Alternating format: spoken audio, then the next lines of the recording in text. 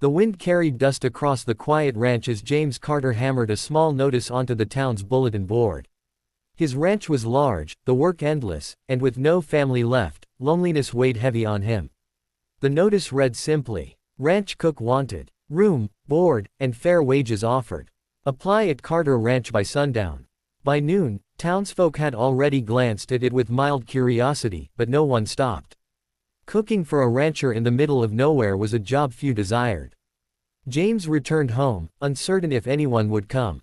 But as the afternoon sun reached its peak, a figure appeared at the edge of the ranch road, a woman in a faded dress, her children walking beside her.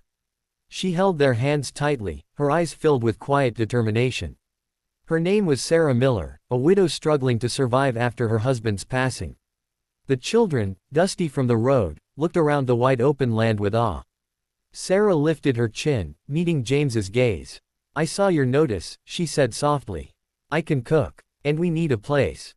Something in her voice, firm yet weary, made James pause. He hadn't expected her. But perhaps fate had sent more than just a cook.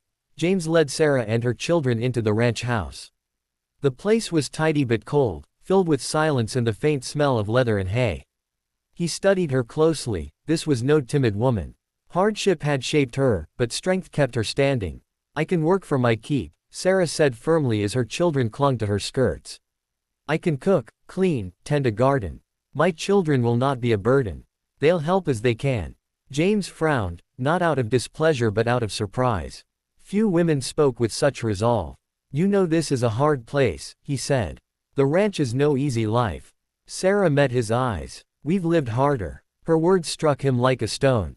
For a moment, James saw beyond the widow's tired face. He saw a mother fighting for her children's future, refusing to bow to despair. The children peeked into the kitchen, giggling softly as if the house already felt warmer with their presence. James's lips twitched, almost a smile. He finally nodded. "You'll start tonight. Supper for the hands at 6. Sarah's shoulders relaxed. For the first time in weeks, she and her children had a roof and a chance. By evening, the ranch kitchen came alive with the clatter of pans and the rich aroma of stew. Sarah moved with practiced ease, her children peeling potatoes and fetching water. Laughter spilled where silence once lived. When the ranch hands gathered for supper, their boots heavy with dust, they were surprised. Instead of the usual dry biscuits and beans, steaming plates of hearty stew and warm bread awaited them. One of the men muttered, "Smells like home." James watched quietly from the doorway. He had expected competence, but Sarah brought something deeper, warmth. She filled the table with not just food, but a sense of belonging. The children sat shyly at the end of the table until one ranch hand passed them slices of bread with a grin. Soon, the room hummed with voices, laughter, and clinking spoons. For James, it was a strange revelation. His ranch, once echoing with emptiness, now felt alive.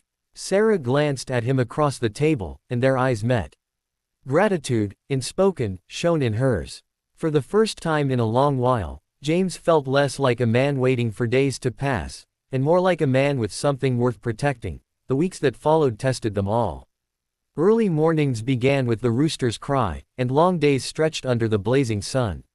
Sarah worked tirelessly, balancing ranch duties and motherhood. Her children adapted quickly, feeding chickens, sweeping floors, and even helping mend fences. James found himself watching Sarah with quiet admiration. She was not fragile. She was fire in the face of hardship. Yet when night fell, he also saw the tenderness with which she tucked in her children, humming lullabies that softened even the hardest day. One afternoon, a storm rolled across the plains, fierce and unyielding.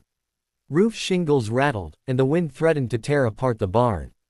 James and the ranch hands fought to secure it, but it was Sarah who ran into the rain, helping drag supplies and calm the animals. Later, soaked to the bone, she caught James staring. "What?" she asked with a half-smile. He shook his head. "I thought I was hiring a cook. Turns out, I got a partner." Her laughter was brief, but real. In that moment, James realized something was changing.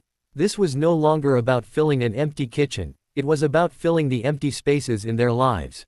As the seasons shifted, so did the hearts within Carter Ranch.